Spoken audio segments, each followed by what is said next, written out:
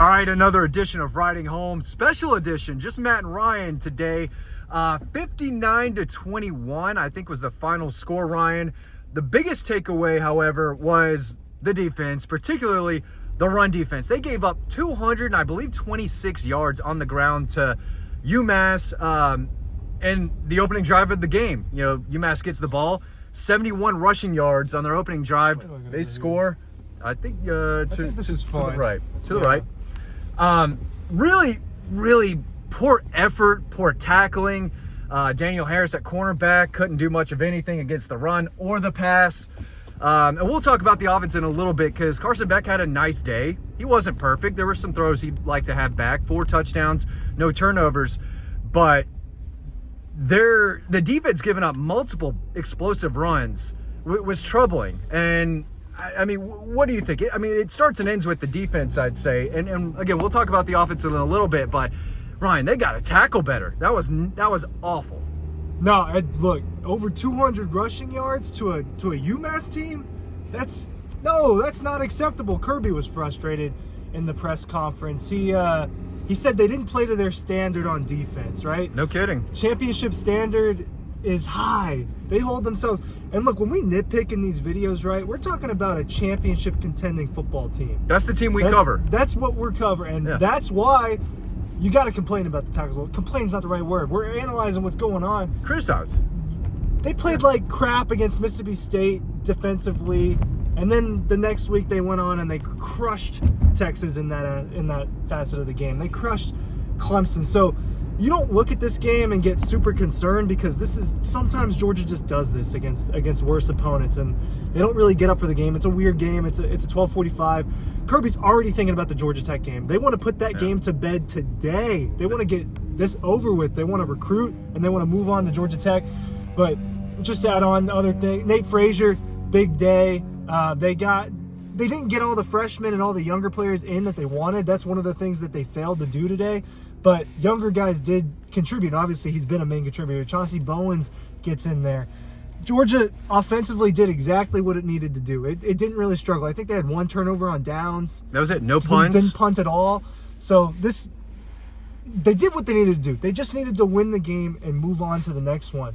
Other things happened around the country that could end up benefiting Georgia. With the Ole Miss game, they lost to Florida. Indiana lost to Ohio State today. They got crushed. Let's what was be the final real. score there? 38-15. Oh. There was some bad football all across the country today, and it was sloppy for Georgia, but they're turning the page. But my question now, Ryan, is why do championship teams like this play down to the competition? Because that's what they did. I mean, the defense, they slept in. They were not ready to play. Kirby Smart said that. He said they wanted it more.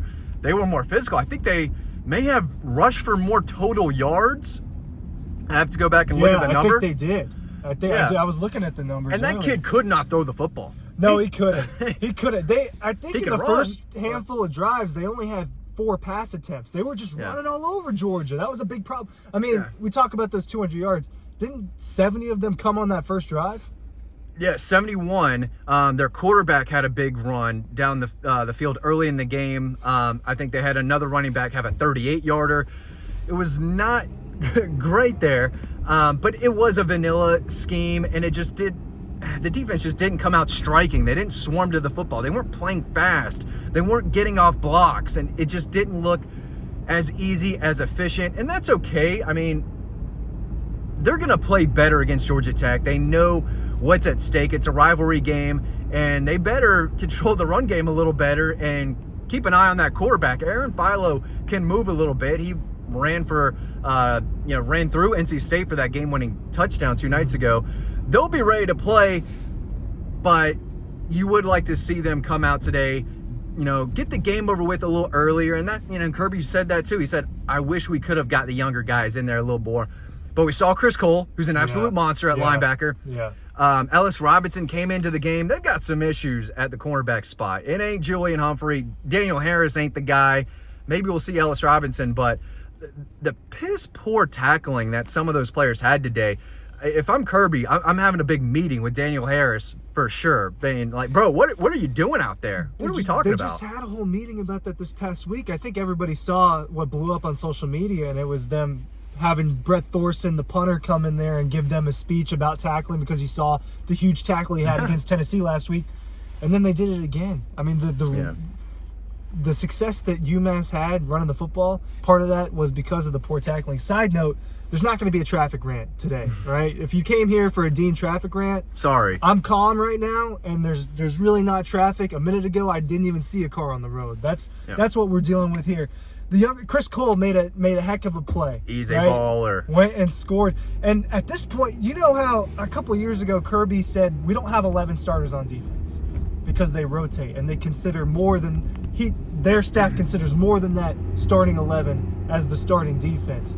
Chris Cole has kind of earned himself a spot in that rotation. You're seeing him rotate early in these games. Let Smile Mondon come off fresh. Let Raylan Wilson. They're mixing and matching all different combinations of those four between C.J. Allen, Raylan Wilson, Mondon, and Chris Cole. So he's kind of established himself now in that starting group, whatever you want to call it, that rotational group. He's in there a lot. He's in there a lot. He makes plays and he gets after the football, man. I got to shoot a little bit on the field today for the first time in a long time, and there was one play where I just lasered in on Chris Cole, and it was just because I wanted to get a Chris Cole shot. What happened? He ended up going to the ball and crushed the dude. Yeah. It just so happened that the guy I lasered in on he did that. So he's flying around the football. You wanted to see more Gunnar Stockton today. I wrote my headline for 5 for Friday, my thumbnail for 5 for Friday, if you're paying attention on dogpost.com, was how much will we see Gunnar Stockton? The answer was we'll see 4 Gunnar Stockton passes. 3 for 4 and 1 drive. Yeah, I think I missed a couple of them, but a couple were kind of designed quarterback, just throw it out to the tight end type of stuff. So, it was still very vanilla. But they still have everything ahead of them. I still think they're one of the best teams in the country.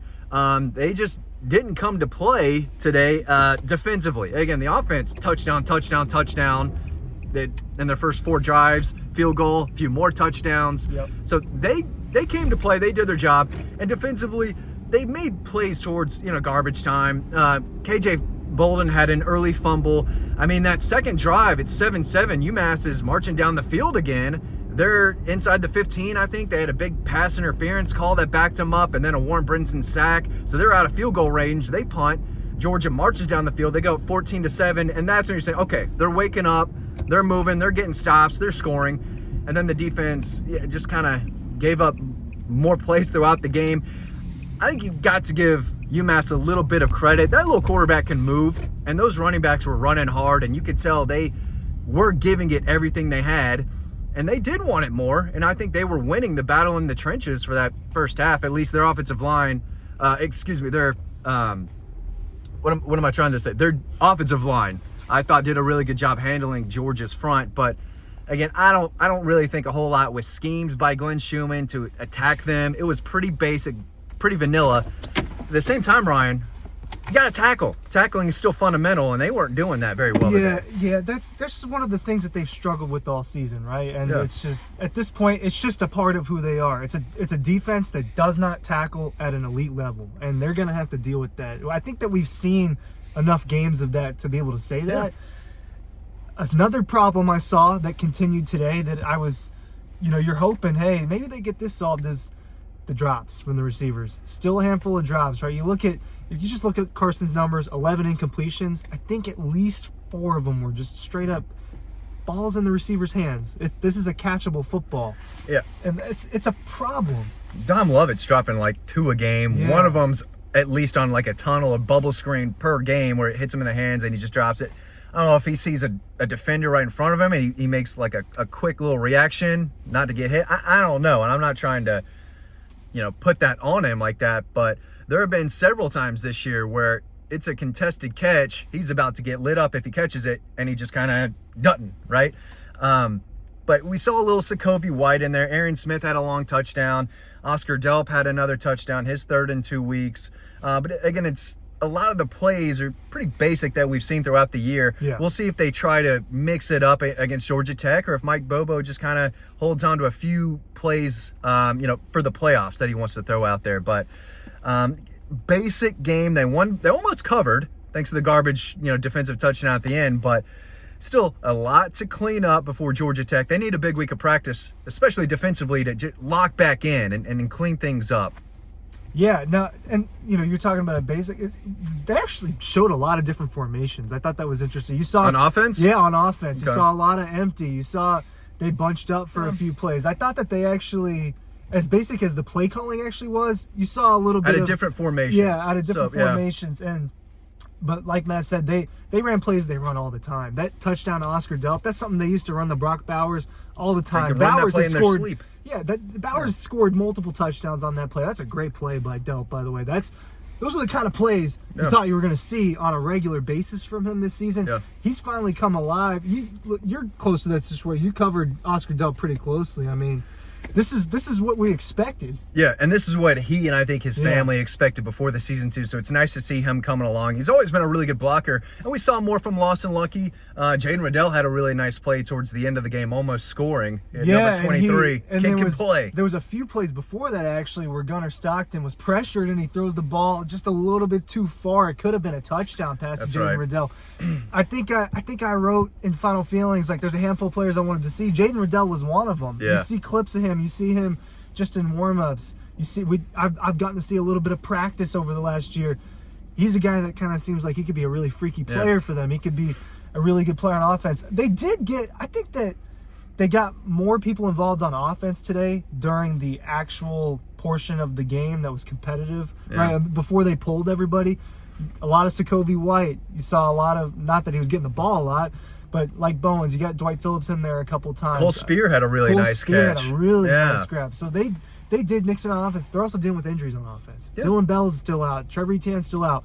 Roderick Robinson and Branson Robinson are apparently getting closer to a return. It'd be nice to see Roderick Robinson. He'd bring a whole nother aspect to that run game in terms of just a knuckles to Nate Frazier's Sonic, right? To give you a little bit of a fresh reference. I like that. I like that. But you need that bowling ball back in there because there's going to be situations in the playoffs where it's 3rd and 1, 4th and 1, or near the goal line, and you need that battery ram. And Trevor Etienne he can get you those tough yards, but he's not Roderick Robinson, 230, or Branson Robinson when he's healthy, just trucking guys like a train. And they need that. I think that'll give them even more. But I thought Nate Frazier ran really hard, sudden, shifty. He's a slippery back. You can get a hand on him, but he moves different. And he's going to get better and better. That young pup's still on a leash, I think. He is a little bit. Kirby's giving him more space, and I think we'll see even more of him possibly against Georgia Tech. Yeah, 20-plus carries today. If Roderick Robinson and Branson Robinson don't get back, if Etienne for some reason, if these injuries just linger even longer than we're expecting, Chauncey Bowens is the guy they're starting to mix in there, right? He's becoming a little bit of their backup power back at this point. I thought that he made a couple of nice runs today. He didn't get the ball that many times. It just, look, this is as vanilla as it gets. It's vanilla. This is what these games are. There's a lot going on in college football. They are partially in control of their destiny in terms of they just can't lose again. Yeah. Georgia literally cannot lose again. Every single game is must win now, and it starts with Georgia Tech now. Yeah. I still think if before the game, earlier this week, you said the only way you win this game is if you win by 50. You got 4 quarters, go win by 50 points. If that was the objective, this team could have done it. The goal was to win the game and get out of there with, no injuries. I think Kristen Miller, I don't know how serious that is. I don't know if Kirby mentioned it, but that's a big deal if he can't go next week. It didn't look great early on when he walked off the field. Covering his arm up with a towel and stuff. They said it was a shoulder injury on the press box intercom, but looked like an arm. Kirby in the press conference said he really wasn't sure about what the deal was with Christian Miller. That was tough, but you did see a lot of backups that probably, wouldn't play against Texas and Alabama and Ole Miss and maybe against Georgia Tech if they had everyone healthy. But they were able to get some young guys in there towards the end of the game. But it should have been sooner, and they should have played a more crisp, efficient game, especially defensively. I did think UMass was holding a little bit, and I said this in my video. If I'm that coach, I'm telling my guys, hey, we're playing in Athens against the Dawgs. You hold as much as possible and make them throw the flag. Because if you're not holding, you're going one-on-one, Georgia's going to eat them alive. And there were times I think Damon Wilson was getting hold on the edge. Michael Williams was getting held and still made a play. So, I get it. And Georgia, they only had like 4 possessions in the first half. I mean, they had no problem letting the clock go and have a slow playing game, even though it felt like it took forever to get over with. The style was like, I mean, no rush, no sense of urgency, just kind of play the game and have it move along. Yeah, I mean, like I said earlier, like they do this against teams like this, but then they do what they did to Texas. They step up when they need to. They step up when they need to. Slightly concerned, I would guess, by how they did get moved a little bit by the UMass offensive line. I just thought that there were holes to run through, and it's just a little surprising. I think it was Jake sitting next to us. He's pointing out the right guard at one point for UMass. Small guy. I don't think he was taller than I am. So, and I'm 6'1". He's a little thicker than you were. He's thicker than me. I'm working on getting rid of my thickness right now as I recover from the knee thing. But you got 5 pounds of beard going on right now too. Don't get too used to the beard. Don't get too used to it. I think that the next riding home will probably be the last one you see it with if I hold on and make it through No Shave November. It's itchy. I don't know if it works with the ladies quite yet. I haven't tested it out enough. Let me know in the comments if you're watching, ladies. Yeah, a lot of ladies watching this video. Yeah, for sure. So good luck with that. Real quick, Ryan, I know Georgia fans are going to be, super pissed, if that's the word, or something. That was nice. Was that your buddy here? Yeah, that's my boy. That was funny. But it's one game. It's UMass. The team has turned the page. And yeah, they gave up 220 plus rushing yards. That's not good. No. That's awful. Let's be realistic. That can't happen. But it's over, and I think Kirby's going to lay into that group this week. So I don't expect that same type of lackluster kind of effort from the defense next week. It might have had something to do with the fact that they did the Senior Day celebration today, so the families were on the field after the game. There was just a lot of extra going on, but it took a little bit longer for Kirby and the players to get to the post-game interviews. We waited a long time for Carson. We waited a few minutes for Kirby after that. I think he's probably laid into him already. I think that's my prediction for what was going on and why we're waiting for so long for that. They deserve to be laid into, right? This is a team you should crush. It's on Kirby, too, to have your guys ready to play at 12:45 against a 2-8 UMass team. Still come out and still play to the standard. They didn't do that. So he has to do a better job of making sure his guys are ready. It's his defense. That's he and Glenn's defense that let UMass just run for 70 yards on the opening drive and then rush for 220 total, right? And you gave up explosive runs. Yep.